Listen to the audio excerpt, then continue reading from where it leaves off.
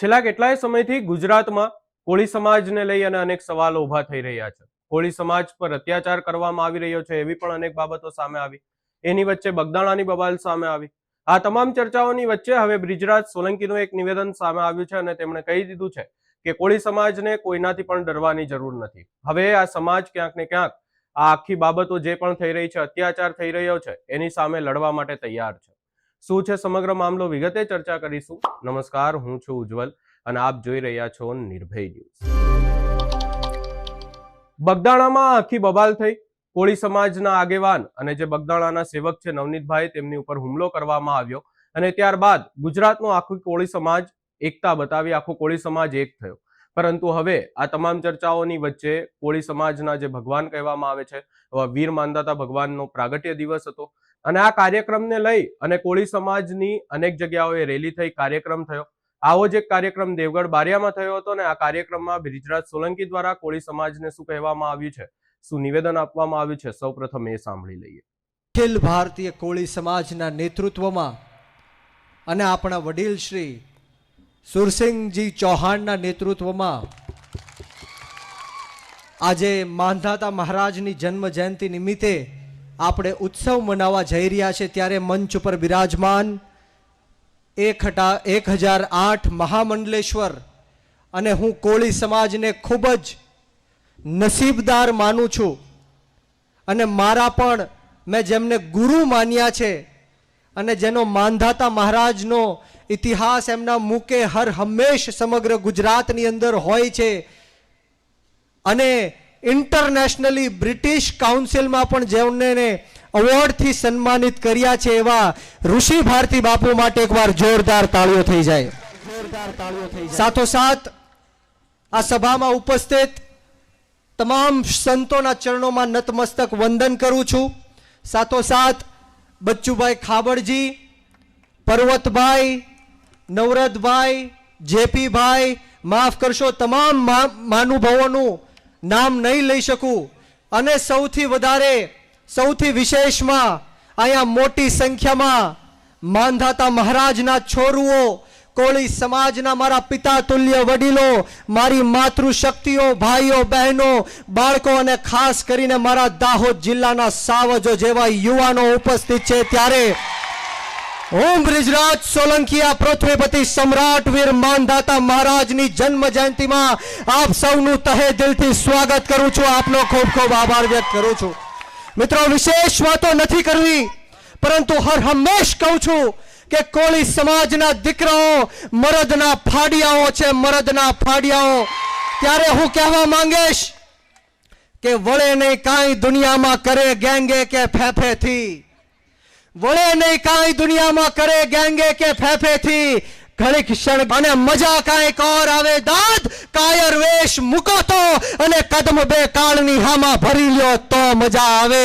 ત્યારે આપણી વચ્ચે અહીંયા પોલીસ તંત્ર પણ આપણી સેવા અને સુરક્ષામાં ઉપસ્થિત છે, એમની માટે જોરદાર તાળીઓ થઈ જાય.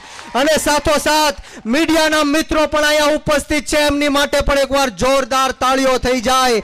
વિશેષ વાતો નથી કરવી, પરંતુ જેમ બાપુએ કીધું કે 2022માં જ્યારે લીમખેડા ખાતે આપણા પૃથ્વીપતિ સમ્રાટ વીર માંધાતા મહારાજની મૂર્તિ હટાવવાનું જે કામ જે કોઈ પાપીઓએ કર્યું છે, ત્યારે આજે બચ્ચુભાઈ ખાબડ સાહેબના અને ઋષિ ભારતી બાપુના નેતૃત્વમાં માંધાતા મહારાજની મૂર્તિનું સ્થાપન થાય છે. ત્યારે હું ખૂબ જ ખુશીની લાગણી અનુભવું છું અને જાહેર મંચ ઉપરથી પણ કહું છું કે હવે જઉં છું કે કોણ માયના લાલની તાકાત છે કે અમારા માંધાતા મહારાજની મૂર્તિને હટાવી શકે.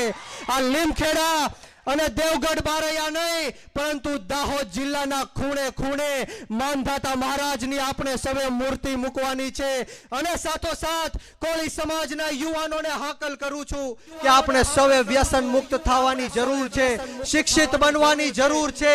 જે આગેવાનોના નેતૃત્વમાં આપણે સવે આગળ વધવાની જરૂર છે ને જે બંધારણની સ્થાપના આ મહાનુભાવે કરી છે, ત્યારે હું પણ આજે દાહોદ જિલ્લામાંથી શીખીને જાઉં છું અને સૌરાષ્ટ્રમાં પણ આનું અમે અમલીકરણ કરશું. મિત્રો, અને તમને કહેવા માટે આવ્યો છું કે કોઈનાથી ગભરાવાની કે ડરવાની જરૂર નથી.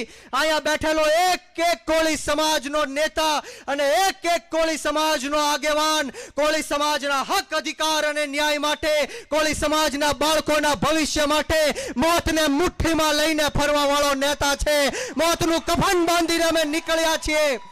ત્યારે મારી છેલ્લી વાત કહીને મારી વાણીને વિરામ આપીશ, મારા સમયનું દાન આપીશ. જ્યારે મારો કોળી સમાજ એટલી મોટી સંખ્યામાં ઉપસ્થિત હોય ત્યારે મારે કહેવાનું મન થાય કે બુઝદિલ હમ નહીં જો પીછે સે વાર કરતે हैं, बुज़दिल बुज़दिल हम नहीं जो पीछे से वार करते हैं, अरे हम तो वो कोली है जो शेर को भी जगा के शिकार करते हैं, जगा के शिकार करते हैं. अरे राजा मानदाता मुझसे पूछ रहे कि कब अपना फर्ज निभाओगे, मेरा कोली समाज पूछ रहा कि कब अपना कर्ज चुकाओगे. ये मेरा वचन है राजा मानदाता से, यह बृजराज सोलंकी का वचन है राजा मानदाता से कि मैं आपका शीश नहीं झुकने दूंगा.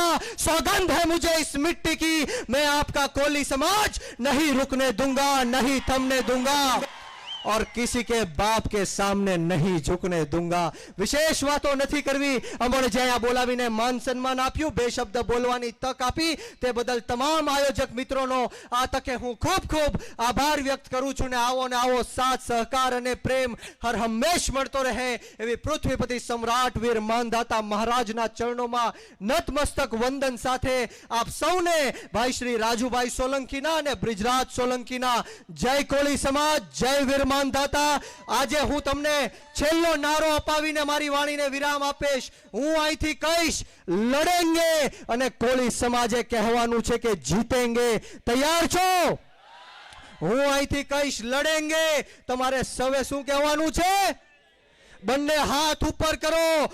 અહીંયા બ્રિજરાજ સોલંકી દ્વારા સ્પષ્ટ એવી વાત કરવામાં આવી છે કે હવે કોળી સમાજે કોઈનાથી ડરવાની જરૂર નથી. કોઈનાથી જે આપણે છે આગામી સમયમાં આખી બધી બાબતો થઈ રહી છે, કોળી સમાજ સાથે જે થઈ રહ્યું છે, આ અત્યાચારોની સામે હવે લડવાનું છે અને આપણે લડવા માટે તૈયાર છે. આ સમગ્ર બાબતે આપનો શું અભિપ્રાય છે એ અમને કમેન્ટ કરી જરૂર જણાવશો. અમારી ચેનલ નિર્ભય ન્યૂઝને લાઇક, શેર, સબસ્ક્રાઇબ કરવાનું ભૂલશો નહીં.